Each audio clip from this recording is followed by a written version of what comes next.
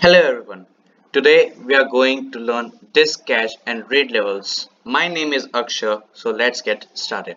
So before going to disk cache, we are going to learn some things like cache. Cache memory is a chip-based computer component that makes the retrieving data from computer's memory more efficient. It acts as a temporary storage area that the computer's processor can retrieve data from easily. And buffer. Buffer is like a cache that is a data area of computer RAM reserved for temporary storage. Some processors use the term buffer to refer to the space reserved in memory for information of a file you're working with. So let's get started with disk cache. Simply stating, disk cache is a buffer in main memory for disk sector. It is a cache memory that is used to speed up processes for storing and accessing data from host hard disk. It enables fast processing of reading, writing commands and other input-output processes between the hard disk, the memory and computing components. A disk cache can also be specified portion of RAM. So it follows LFU algorithm. Least frequently used is a caching algorithm in which least frequently used cache block is removed whenever the cache is overflowed. LFU follows FIFO method to remove pages, which is first in first out.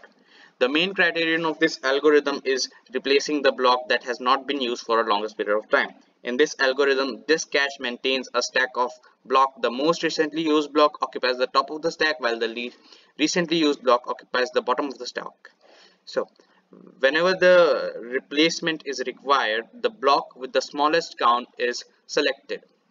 And the main drawback of this algorithm is that it is difficult to remove a block from the bottom of the stack as it follows the FIFO method.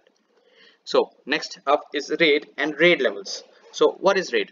RAID, short for redundant array of independent disk, earlier known as a redundant array of inexpensive disk. RAID is a storage technique that uses multiple disks that the server operating system views as a single device, so it can provide more storage capacity than a single disk.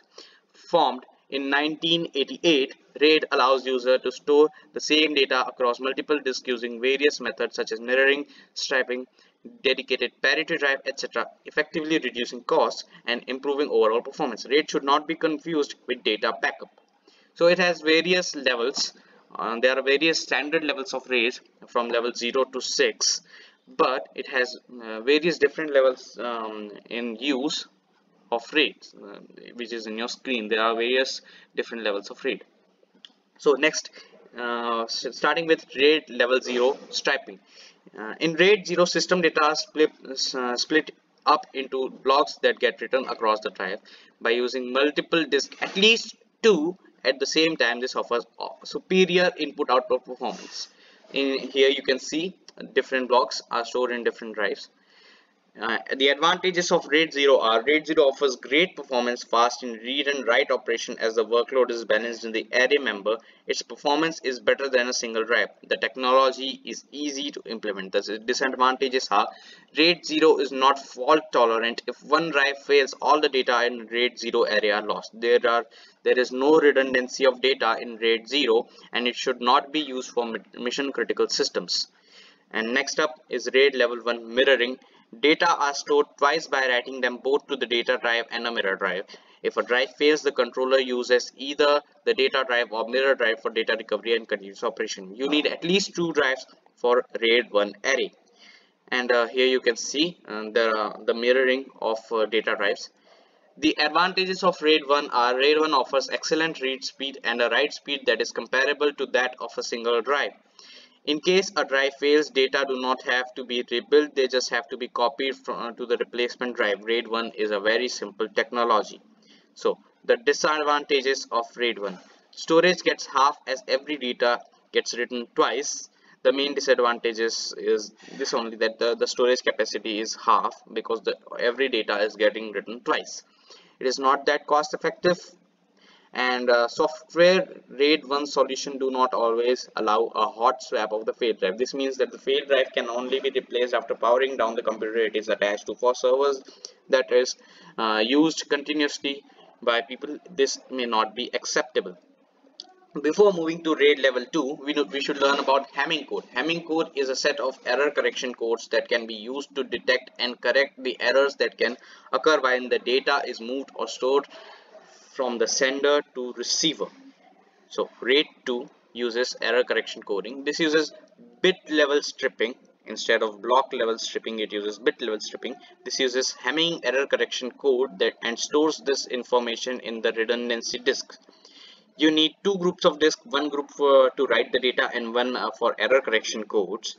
And let us understand with the help of diagram. Here B1, B2, B3 are bits, and E1, E2, E3 are error correction codes. Well, the RAID 2 is not used anymore. This is expensive, and implementing it is complex. So before moving to RAID 3, we should learn about parity, as it is used in every RAID from now on. The parity is some random access memory RAM chips have built-in error correction function that uses a process called parity. So parity is basically a process. Chips that use parity have an extra bit for every 8 bits of data. So moving on to RAID level 3, bit interleaved parity. This uses byte level stripping. RAID 3 uses a dedicated disk to store parity. RAID 3 employs parallel access with data distributed in small strips. So instead of using bit level, it uses byte level, and it uses a parity instead of Hamming correction code. So with the help of diagram, here we can see that B1, B2, B3 are bytes, and P1, P2, P3 are parities. It can achieve higher data transfer rates as the data are stripped in very small strips, and random read and write will have worse performance. So in RAID level 4, this uses block level stripping instead of byte level like RAID 3, and uses multiple data disks to store and dedicated disk to store parity. In B1, B2, B3 are blocks here, and P1, P2, P3 are parities in the diagram. It gives good random speed as the data blocks are stripped, and bad random writes for every it has to write a single parity disk. The main disadvantages is that parity drive can be a bottleneck during the write operation. So it is similar to RAID 3 and similar to RAID 5, which we are going to continue with, but it is different as it strips blocks instead of bytes, and it has only one parity disk. In RAID 5 we have different parity disks. Okay, so RAID 5.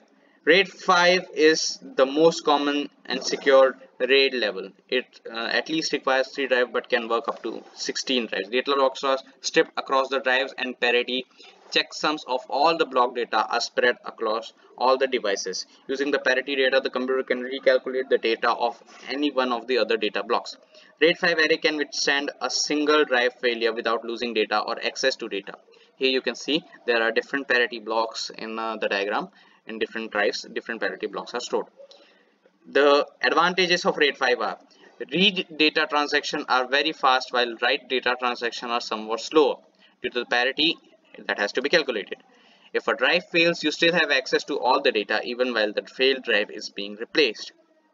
Disadvantages of RAID 5: this is a complex technology, and it is difficult to rebuild in the event of a disk failure. So RAID level 6. Strapping with double parity. RAID level 6 is like RAID 5, but the parity data are written into 2 drives. In RAID 2, different parity calculations are arrived out, and it's stored in separate blocks in different disks. This means that it requires 4 drives and can withstand 2 drives dying simultaneously, for which the chances are very low. Here you can see different blocks, more than one blocks of parity are stored in different drives. The advantages are: the read data transaction are very fast, and if the 2 drives fail, you still have access to all your data. And the disadvantages are: write data transaction are slower than RAID 5 due to the additional parity data that has to be calculated. And it is also a complex technology like RAID 5, and rebuilding can take a lot of time. Thank you so much.